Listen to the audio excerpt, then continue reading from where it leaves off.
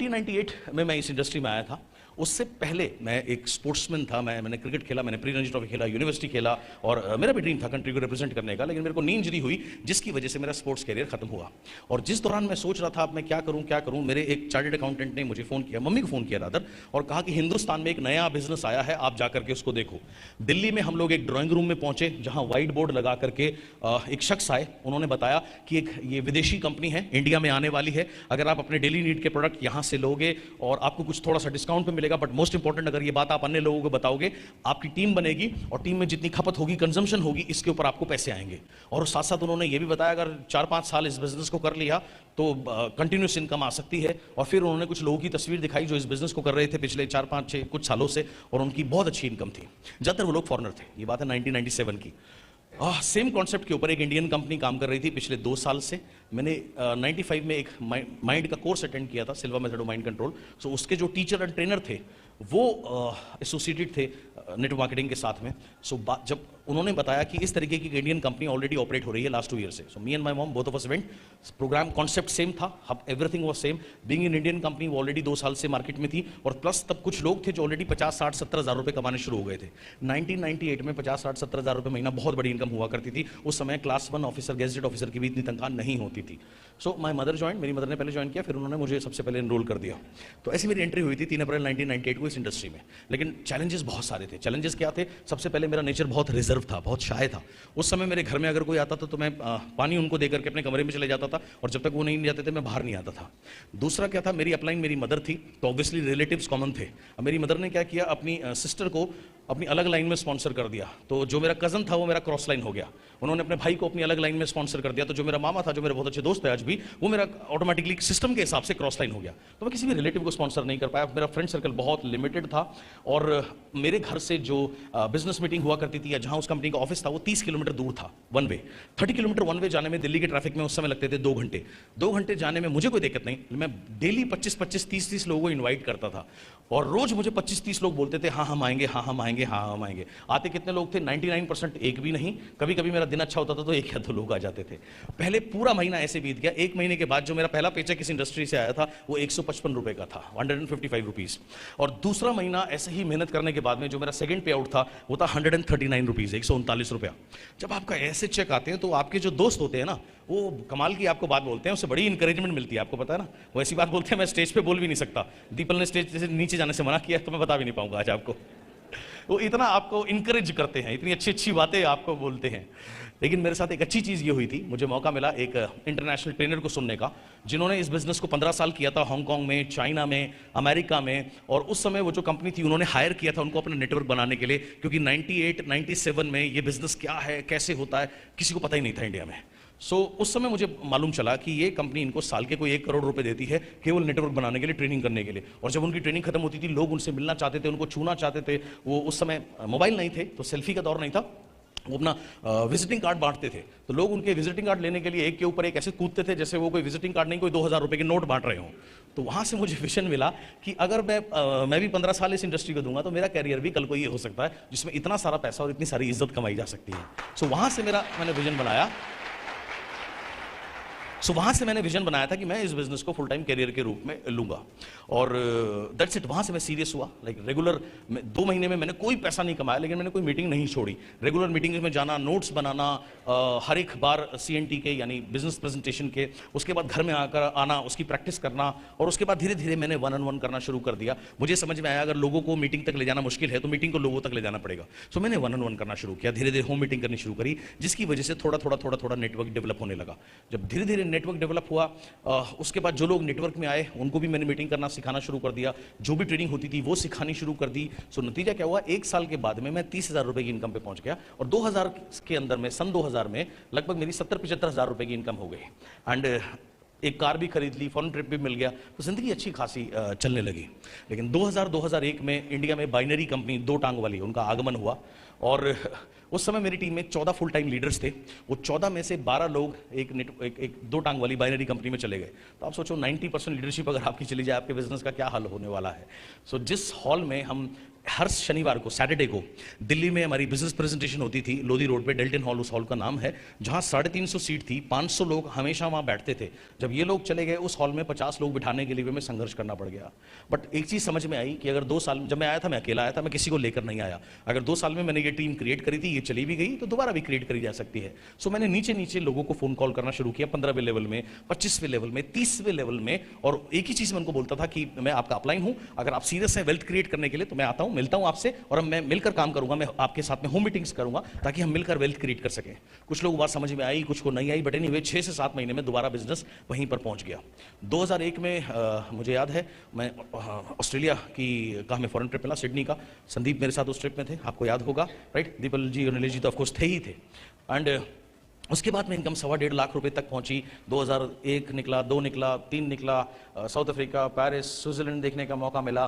But unfortunately उसके बाद उस कंपनी में मैनेजमेंट चेंज हुई। उस कंपनी के जो ओनर थे वो इंडिया के एक लीडिंग इंडस्ट्रियलिस्ट थे, उन्होंने लोग रखे हुए थे अपनी कंपनी को चलाने के लिए। सो वो नए लोग आए, पुराने लोग गए, नए लोग आए, उन्होंने कुछ ऐसे चेंजेस किए जो बिजनेस के लिए बिल्कुल भी हेल्दी नहीं थे।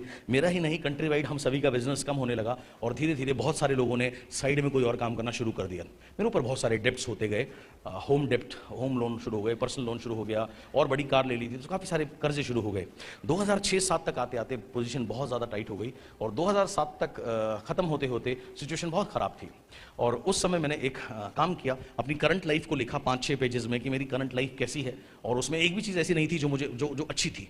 लिखने के बाद मैंने उसको जलाया। जलाने का मतलब है कि अब ये सारी चीज़ें मेरी लाइफ से चली गई, और फिर मैंने अपना विजन बनाया कि लाइफ कैसी होनी चाहिए। 11-12 पेजेस A4 शीट के भरे।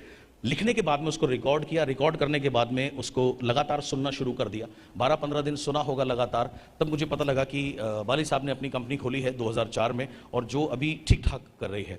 सो मुझे ऐसे किसी व्यक्ति के द्वारा पता लगा। सो मैंने वाली साहब को फ़ोन किया, क्योंकि वाली साहब को मैं 98 से जानता था, जिस कंपनी से मैंने मेरा कैरियर शुरू किया। वाली साहब वहाँ पर नेशनल सेल्स हेड हुआ करते थे। सो मैंने सर को फ़ोन किया और कहा, मैंने कहा सर मैं आपसे मिलना चाहता हूँ, और आप मुझे अच्छे से जानते हैं, इतने वर्षों से मैं हिंदी और अंग्रेजी दोनों भाषाओं में मेरी पकड़ अच्छी खासी है। मैं आपके लिए एज अ ट्रेनर काम करना चाहूँगा, क्योंकि मुझे कम से कम 80,000 रुपये महीने की ज़रूरत है घर को चलाने के लिए, जो कि अभी मैं बहुत तकलीफ फाइनेंशियल प्रॉब्लम में हूँ। सर ने मेरी बात सुनी। उसके बाद उन्होंने मुझे बताया कि वेस्टीज को उन्होंने कहा मैंने डिज़ाइन किया है वेल्थ क्रिएट करने के लिए, यानी कि जो लोग यहाँ पर सीरियसली काम करेंगे आने वाले समय में वो लाखों रुपए इस बिजनेस प्लान से कमाएंगे। और उसके बाद उन्होंने मुझे उस समय जो लोग टॉप अर्नर हुआ करते थे उनकी इनकम दिखाई। उनमें से किसी जो उस समय हाईएस्ट अर्नर थे उनकी इनकम 4-5 लाख रुपए महीना थी। सेकंड हाईएस्ट अर्नर की इनकम 3 लाख रुपए महीना थी। थर्ड हाईएस्ट इनकम की भी लगभग इतनी ही थी। इनमें से कुछ लोगों को मैं पर्सनली जानता था। सो ऐसे मैंने कहा ठीक है सर, अगर आपको इतना भरोसा है अपने प्लान के ऊपर में, I will give it another shot. So फरवरी 2008 में मैंने मेरी पुरानी कंपनी को रिजाइन करके वेस्टीज शुरू किया, और मैंने पूरी मेरी ताकत लगाई उस समय, पूरी एनर्जी लगाई उस समय कि मैं मैक्सिमम नेटवर्क क्रिएट कर सकूं। दिमाग में एक ही चीज़ थी, नेटवर्क केवल दिल्ली तक सीमित नहीं रखना या नॉर्थ तक सीमित नहीं रखना, हर एक पूरे इंडिया में नेटवर्क को फैलाना है। मैंने मेरे 10 साल के एक्सपीरियंस में देखा था, हर जगह का ना एक लीन पीरियड आता है। जैसे आप जैसे बहुत से लोग गुजरात से हैं, आपके यहाँ जब गरबा का टाइम होता है तो 10, 15, 20 दिन सब लोग फेस्टिवल मूड में आ जाते हैं, काम थोड़ा सा लीन हो जाता है, राइट? यहाँ पर हीरोक बैठे हैं, मेरे सामने शांता बैठी है, ये लोग कलकत्ता से हैं। कलकत्ता में पूजा के टाइम में क्या होता है कि कोई भी व्यक्ति काम करने के मूड में नहीं होता, सब लोग बड़े रिलैक्स हो जाते हैं, 10-15 दिन बड़ा लीन पीरियड होता है। सामने आसिफ बैठे हैं, ये आसाम से हैं, इनके यहाँ पर जब बिहू का टाइम आता है तो भी सेम सिचुएशन होती है, 10, 15, 20 दिन कोई काम करना नहीं चाहता। नॉर्थ ईस्ट में अगर हम चले जाएं तो वहाँ क्रिसमस के टाइम में nobody wants to work, everybody is in a festive mood, यानी कि हर जगह का कोई ना कोई लीन पीरियड होता है। तो मेरे दिमाग में एक ही चीज़ थी यार, नेटवर्क इतना बड़ा होना चाहिए पूरे हिंदुस्तान में और पूरे वर्ल्ड में आगे चल के कि अगर एक स्टेट का लीन पीरियड है तो मेरा कभी कोई लीन पीरियड ना आए, मेरा बिजनेस हमेशा ग्रो करता रहे। तो ये मेरे माइंड में थी। सो ये चीज़ हमेशा मेरे माइंड में रहा करती थी। पहले महीने मैंने 5 लोगों को इस बिजनेस में इंट्रोड्यूस किया। एक लाइन डायरेक्टर गई तो पहले महीने टेक्निकली मैं सिल्वर डायरेक्टर था और मेरा चेक था, वेस्टीज का पहला चेक था 57,010 रुपीज़। नेक्स्ट मंथ मैंने 3 और लोगों को एनरोल किया, 2 लाइन जो थी वो और डायरेक्टर पे पहुंची, तो सेकंड मंथ मेरा टेक्निकली लेवल स्टार था और जो मेरा पे चेक था वो 86,000 रुपीज़ था। एंड सेम वे मैंने दिल्ली नॉर्थ से तो शुरू किया ही था, लेकिन फिर मैंने उड़ीसा एक्सपैंड कर दिया। मेरी पुरानी कंपनी में हम फॉरेन ट्रिप पे जाते थे तो मेरी मुलाकात होती थी, सुदर्शन मोहंती मेरी लाइन में नहीं थे लेकिन उनसे हाई हेलो होती थी, फॉरेन ट्रिप में कभी मुलाकात होती थी, तो मेरे बाली साहब गए उनको प्लान दिखाने के लिए, उसके साथ मैंने उड़ीसा शुरू किया। और जब मैंने उनको साइन अप किया तो उनके साथ उनको मैंने एक ही चीज़ बोलता था कि मैं 4 दिन आपके पास रहूँगा और सुबह से शाम तक आप लोगों को मेरे से मिलवाते रहना। और उनके साथ मैंने होम मीटिंग से लेकर के डिफरेंट स्टेट्स ट्रैवल किए। एक विजिट में मेरी कोशिश होती थी हम एक दिन में 3-3, 4-4 CNT करें। सुबह 6 बजे मैं होटल छोड़ देता था, उनको होटल से उनके घर से पिक करता था। शाम तक अगर आसपास है तो वापस आते थे, नहीं तो जहाँ है वहीं हम सो जाया करते थे। कभी कभार तो ऐसा हो जाता था 8 दिन हो गए ट्रैवल करते हुए, 10 दिन हो गए ट्रैवल करते हुए, रात को कभी 2 बजे 3 बजे आँख खुलती थी वॉशरूम के लिए, तो थोड़ा सा कभी समझ नहीं आता था मैं हूँ कहाँ। 2 मिनट के बाद दिमाग काम करता था, अच्छा मैं इस जगह पर हूँ, यहाँ ये इस तरीके से। तो इस तरीके से मैंने उनके साथ काम किया। मुझे एक बार याद है उन्होंने मुझे एक बात कही थी, ये आप सुबह 6 बजे मेरे को उठा देते हो, मैं एक हफ्ते अपने घर नहीं आता भी हूँ तो 11 बजे आता हूँ, 6 बजे फिर आप ले जाते हो, तो मेरी बीवी मेरे को तलाक देने वाली है। तो मैंने उनको उस समय एक बात बोली थी, मैंने कहा देख भाई मुझे वो नहीं पता, लेकिन मैं जिस तरीके से तेरे साथ काम कर रहा हूँ, तेरी बिजनेस वॉल्यूम वाली बीवी बहुत बढ़ने वाली है। और जब वो बीवी बढ़ती है तो घर में लक्ष्मी आती है, और घर में जब लक्ष्मी आती है तो घर की लक्ष्मी छोड़ के नहीं जाती, खुश होती है। तो मैंने कहा थोड़ा टाइम मेरे साथ यार मेरे साथ कॉपरेट कर, 6-8 महीने बाद सिचुएशन चेंज हो जाएगी। और मैं उसको इस समय एग्जांपल दिया करता था, मैंने कहा देख यार जब बच्चा पैदा होता है ना उसके मुंह में ना दांत नहीं होते, तो वो रोटी नहीं खा सकता, जाहिर सी बात है, वो दूध पीता है, लिक्विड डाइट पे रहता है। कुछ टाइम बाद 2-3 साल बाद उसके दांत निकलने शुरू होते हैं। जब दांत निकलने शुरू होते हैं ना उस बच्चे को बहुत तकलीफ होती है, वो रोता है बेचारा, पेट में दर्द होता है, बुखार होता है, ग्राइप वाटर हम उसको देते हैं, बहुत सारी चीजें देते हैं। लेकिन जब वो दांत निकल जाते हैं तो जिंदगी भर वो दांत से वो बच्चा रोटी खाता है जब तक वो जीवित रहता है। सेम नेटवर्क बनाना है,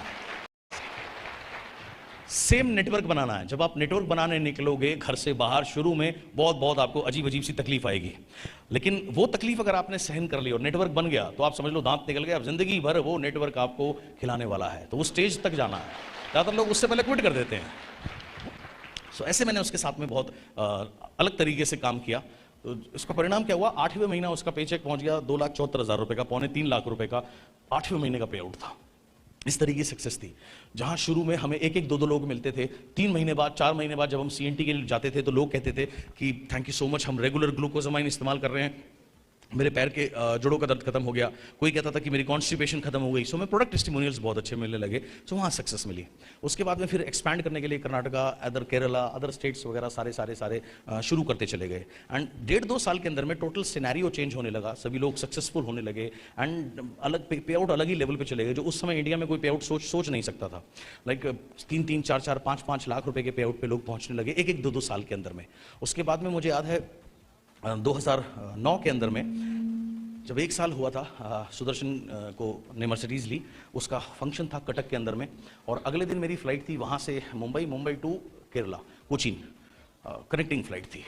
सो वो लेट आए मेरे को एयरपोर्ट छोड़ने के लिए, मेरी फ्लाइट मिस हो गई, और जब वो फ्लाइट मिस हो गई अगली फ्लाइट जो थी वो 4-5 घंटे बाद थी, यानी कि इन शॉर्ट में उस दिन सेम डे केरला नहीं पहुंच सकता था, नेक्स्ट डे ही पॉसिबल था। सो मैं इतना फ्रस्ट्रेट हुआ, और उसी फ्रस्ट्रेशन में मैं एयरपोर्ट पे सुबह का वक्त था, और मुझे कन्वर जी जो मेरे बहुत अच्छे दोस्त हैं, सो वो मेरे को वोडका दे करके गए थे, वो फ्रस्ट्रेशन में पूरी वोडका पी गया।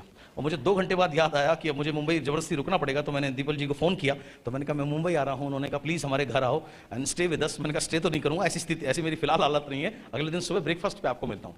तो मैं ब्रेकफास्ट पे गया नीलेश जी के, दीपल जी के घर में, और उस समय दीपल जी का बुटीक हुआ करता था मुंबई में एक मॉल के अंदर में, और नीलेश भाई एक अदर राजस्थान की ही कोई नेटवर्किंग कंपनी थी उसके साथ एसोसिएटेड थे। तो जैसे पुराने लोग मिलते हैं ऑब्वियसली, जब इतने दिन बाद, तो दीपल बहन ने पूछा आप कैसे हो, मैंने कहा जी मैं बहुत अच्छा हूँ, कहाँ से आ रहे हो, मैंने बताया कि मैं कटक से आ रहा हूँ। बोले क्या करने गए थे, मैंने कहा मैं सुदर्शन ने मर्सिडीज बेंज ली है, उसका सेलिब्रेशन था, फोटोग्राफ दिखाई। बोला उसका चेक कितना है, मैंने कहा इतने लाख रुपए का है, 3-3.5 लाख रुपए का था। बोला आपका चेक कितना है, मैंने कहा 4.5 लाख रुपए का है। बोला आपके साथ डॉक्टर हेजा गए थे, उनका चेक कितना है, मैंने कहा जी 2.5 लाख रुपए का है। बोलो उसके साथ कलकत्ता के और भी 2 लीडर गए थे, उनका चेक कितना, मैंने कहा जी अशोक घोष का 2 लाख रुपए का है, और कौशिक गोस्वामी का भी 1.5 लाख का है। तो ऐसे 5-7-8 लोगों के 10 लोगों के बारे में बात हुई, जिसका भी नाम दीपल जी के मुंह से निकला सबकी चेक 1.5 लाख, 2 लाख, 1.5 लाख, 2 लाख से कम नहीं थी। तो दीपल जी के मुंह से निकला कि हमें भी ज्वाइन कराओ ना। तो उस समय नीलेश भाई भी सरप्राइज हो गए, राइट। एंड सो इन्होंने फॉर्म भरा, प्रोडक्ट कुछ चूज़ किए, 1700 रुपये कुछ प्रोडक्ट लिए होंगे, और साथ में दीपल बहन ने एक बात बोली कि मैं भी ज्वाइन कर रही हूँ, लेकिन आगे मुझे नहीं पता हम कितना कर पाएंगे नहीं कर पाएंगे, अभी आप किसी को बोलना मत। मैंने कहा जी आप, ये तो किसी को नहीं पता होता कौन क्या कर पाएगा। मैंने कहा एज यू विश। सो वहाँ से इन्होंने मेरे को एयरपोर्ट छोड़ा, मैं कोचीन पहुँचा, वाली साहब को बताया कि मैंने कहा ऐसे ऐसे दीपल जी ने ज्वाइन किया है, बट अभी वो लोग काम करने के मूड में नहीं है, तो सर उन्होंने मना किया कि इसको डिस्क्लोज मत करना। वाली साहब ने बोला ठीक है यार ओके। 2 महीने बीत जाते हैं, अब इस बीच में एक और मेरे लीडर थे, उनका फ़ोन आया कि मुंबई में एक बहुत बड़ा नेटवर्क है अदर कंपनी का, वो आने वाला है और वो मीटिंग मांग रहे हैं। तो मैंने कहा चला जा यार, क्या प्रॉब्लम है? बोला मेरे पास पैसे नहीं है। तो मैंने कहा कोई बात नहीं, मैं तेरी टिकट करा देता हूँ। बोला नहीं, मेरी भी फाइनेंशियल सिचुएशन के अलावा फैमिली सिचुएशन ऐसी नहीं है मैं जा सकूँ। तो मैंने कहा मेरी बात करा दे, मैं चला जाता हूँ। उसने मेरी बात कराई, मैंने मीटिंग फिक्स कराई और मैं चला गया। उस समय मुंबई में पहली अवार्ड सेरेमनी होनी थी, उससे 2 दिन पहले मैं जान के गया था, क्योंकि हमारे बिजनेस में एक रूल है, small meeting should always be followed by a bigger meeting. तो मैंने ये सोचा था कि मैं उनको मिलूंगा, 1-on-1 करूंगा, बिजनेस प्लान बताऊंगा, उसके बाद मैं उन्हें अवार्ड सेरेमनी में लेके जाऊंगा ताकि वो बड़ा विजन इस बिजनेस का देख सके। मैं जैसे ही मुंबई लैंड किया, उनको मैंने फ़ोन करना शुरू किया, उन्होंने मेरा फ़ोन ना उठाए और गलती से एक बार मैंने दूसरे किसी के फ़ोन से फ़ोन किया, एक बार उन्होंने मेरा फ़ोन उठाया, मेरी हेलो सुनी, उसके बाद उन्होंने मेरा फ़ोन बंद कर दिया। They didn't talk to me. और मैं स्पेशली उनसे अपॉइंटमेंट लेके गया था, मेरे पास और कोई काम नहीं था। अवार्ड सेरेमनी में मैं अकेला बैठा, अकेले गाने सुन के आया। शाम को वाली साहब ने और मैंने दीपल जी को फ़ोन किया, मैंने कहा आओ चलो मिलते हैं। और दीपल जी नीलेश जी हमारे होटल में आए, के घर के बहुत नज़दीक में हम लोग रुके हुए थे। सो दीपल जी ने मुझे आज भी याद आते ही कहा था कि वेस्टीज में इतने बड़े बड़े चेक कैसे बनते हैं। तो सर ने और मैंने उनको डिटेल में एलओबी वगैरह सारी कैलकुलेशन बताई और वहाँ से उसके बाद ये एक्टिव हो गए। कहने का मतलब है मैं गया किसी और के लिए था, राइट। एक्टिव ये हो गए जब आप ईमानदारी से अपना काम करते हैं कहीं पर भी, तो ऊपर